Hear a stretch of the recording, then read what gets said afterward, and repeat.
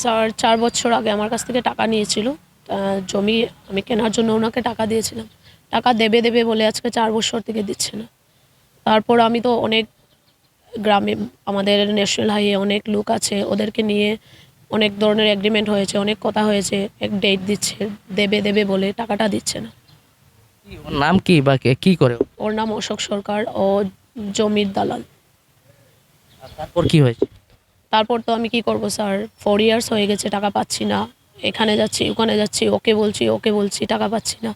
তারপর আমি এখানে আমাদের লোকাল থানাতে কমপ্লেন দিয়েছিলাম আইসির কাছে, বাট কমপ্লেন নেয়নি স্যার।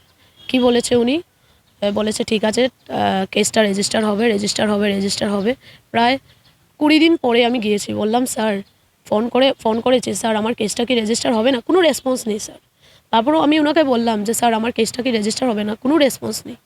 তারপর আমি কি বললাম যে থানাতে গিয়ে তো ওর জন্য কাজ হচ্ছে না, ঠিক আছে আমি সিএম স্যারের প্রোগ্রাম এসছে, আমি প্রোগ্রামে গিয়ে সিএম স্যারের সঙ্গে দেখা করব।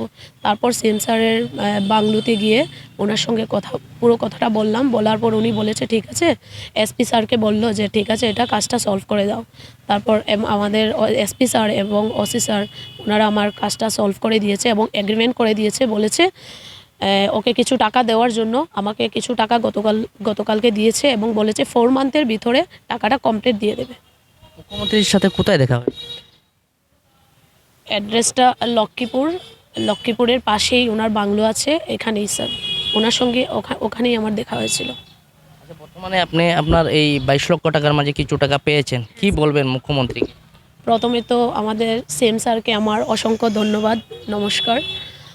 থ্যাংক ইউ স্যারকে, ওনার জন্য আমি টাকাটা পেয়েছি। এবং আমাদের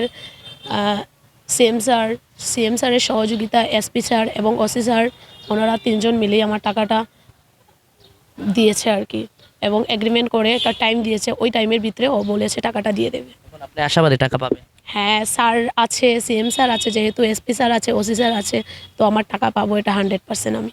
হয় নিশ্চয়কৈ মুখ্যমন্ত্ৰীৰ হস্তক্ষেপত দেখা গৈছে যে এই ভুক্তভোগী যুৱতীগৰাকীয়ে তেওঁৰ ধন ঘূৰাই পাইছে আৰু এগৰাকী ভূমাফিয়া অশোক সরকার নামৰ এগৰাকী ভূমাফিয়া শিলচৰ নেশ্যনেল হাইৱেৰ এই ভূমাফিয়াগৰাকীয়ে মাটি ক্ৰয় কৰি দিয়াৰ নামত এই যুৱতীগৰাকীৰ পৰা প্ৰায় 22 লাখ টকা লৈ গৈছিল। কিন্তু 4 বছৰ উকলি যোৱাৰ পাছতো দেখা গৈছিল যে যুৱতীগৰাকীক ধন ঘূৰাই দিয়া নাই। সেয়াহে তেওঁ যোৱা কেইদিন পূৰ্বে কাছাৰ জিলাৰ লক্ষীপুৰত এখন আদালতৰ ভৱন উদ্বোধনত উপস্থিত হৈছিল ৰাজ্যৰ মুখ্যমন্ত্ৰী ডক্টৰ হিমন্ত বিশ্ব শৰ্মা। আৰু তেতিয়াই তেওঁ মুখ্যমন্ত্ৰীৰ লগ পাই এক অভিযোগ দাখিল কৰিছিল। আৰু অভিযোগ পোৱাৰ পাছত মুখ্যমন্ত্ৰীয়ে তাৎক্ষণিকভাৱে নিৰ্দেশ দিছিল কাছাৰৰ আৰক্ষী অধীক্ষক নুমাল মহাতাত। আৰু বৰ্তমান দেখা গৈছে যে ভূমাফিয়াৰ পৰা এই 22 লাখ টকাত কিছু টকা ঘূৰাই পাইছে যুৱতীগৰাকীয়ে। আৰু লগতে এই অহা 4 মাহৰ ভিতৰত এই ভূমাফিয়া অশোক চৰকাৰে তেওঁৰ যি বাকী টকা আছে এই টকা ঘূৰাই দিয়াৰ তেওঁ কথা দিছে আৰক্ষীৰ ওচৰত। সেয়াহে দেখা গৈছে যে ভুক্তভোগী যুৱতীগৰাকীয়ে বৰ্তমান